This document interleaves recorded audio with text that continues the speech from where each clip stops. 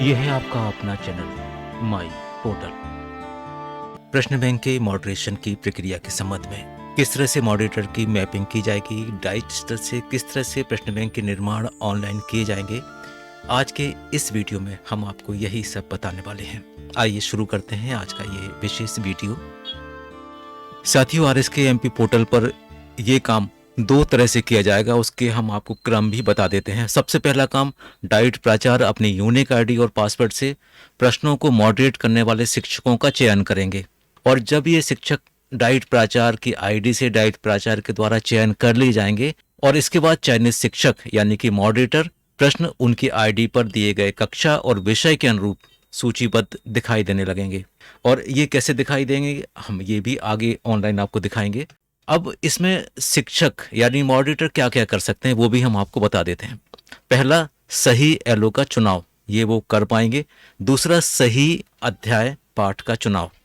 इसके बाद सही कठिनाई स्तर का चुनाव, सही स्किल कवर का चुनाव, प्रश्नों में आवश्यक सुधार भी कर सकते हैं और MCQ प्रश्न के विकल्प में सुधार भी कर सकते हैं। यदि उपरोक्त सुधार बहुत कम है तो मॉडरेटर स्वयं संशोधन कर उसे स्वीकार करते हुए प्रश्न को मॉडरेट भी कर सकते हैं।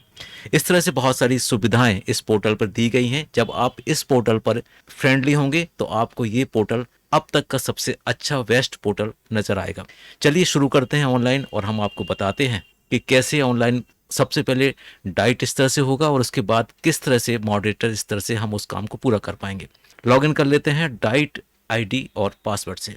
इस तरह से डाइट स्तर के आईडी से हमने इसको लॉगिन कर लिया। लॉगिन करने के बाद आप यहाँ पर देखेंगे आइटम बैंक ऑप्शन में ये एक नया ऑप्शन ऐड हुआ है और इसमें हमें मॉडरेटर की मैपिंग करना है। आप यहाँ पर देख रहे होंगे दूसरा वाला ऑप्शन, इसको क्लिक कर लेते हैं।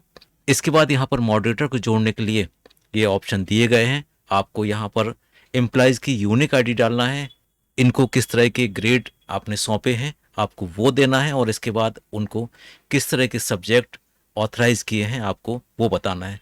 चलिए एक मॉडरेटर को हम ऐड करके फिर उनकी आईडी से लॉगिन करके देखते हैं कि आखिर उस लॉगिन पासवर्ड पे क्या क्या फैसिलिटीज़ अवेलेबल हैं। ये एक यूनिक आईडी हमने एंटर कर दी, ग्रेड 4th, और इस संबंधित यूनिक आईडी पर 4th ग्रेड की गणित को ऑथराइज किया है मॉडरेटर के लिए। ऐड कर लेते हैं।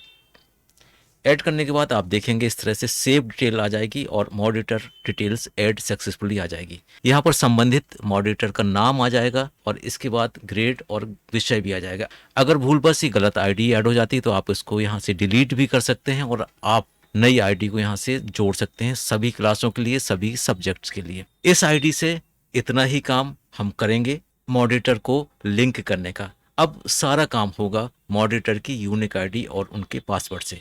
लॉग आउट कर लेते हैं और चलते हैं मॉडरेटर की यूनिक आईडी और पासवर्ड पर। और अब हम इस तरह से एक नई आईडी से एंटर हो गए हैं। यहाँ पर हम जाके देखेंगे तो आप देखेंगे यहाँ पर ऑप्शंस बदल गए।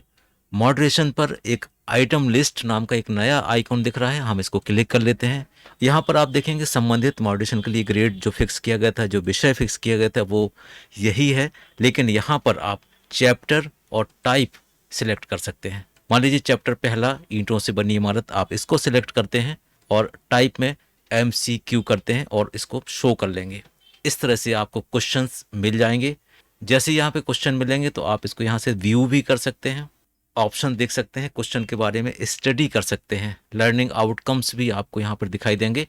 आप इसको मॉडरेट भी कर सकते हैं। आप इसका एलो, चैप्टर्स, डिफ़िकल्टी लेवल्स जो भी आपको इसमें मॉडरेट करना है आप इसको यहाँ पे मॉडरेट कर सकते हैं। और मॉडरेट करने के बाद आप इसको यहाँ पर एक्सेप्ट कर सकते हैं, आप इसको यहाँ रिजेक्ट कर सकते हैं और इसको रीसेट भी कर सकते हैं।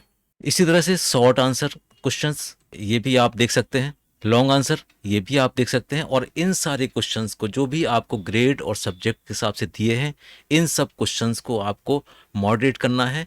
उम्मीद है आप ये सारी प्रक्रिया समझ गए होंगे। मिलते हैं एक नई वीडियो में एक नए टॉपिक के साथ, तब तक के लिए थैंक्स फॉर वॉचिंग।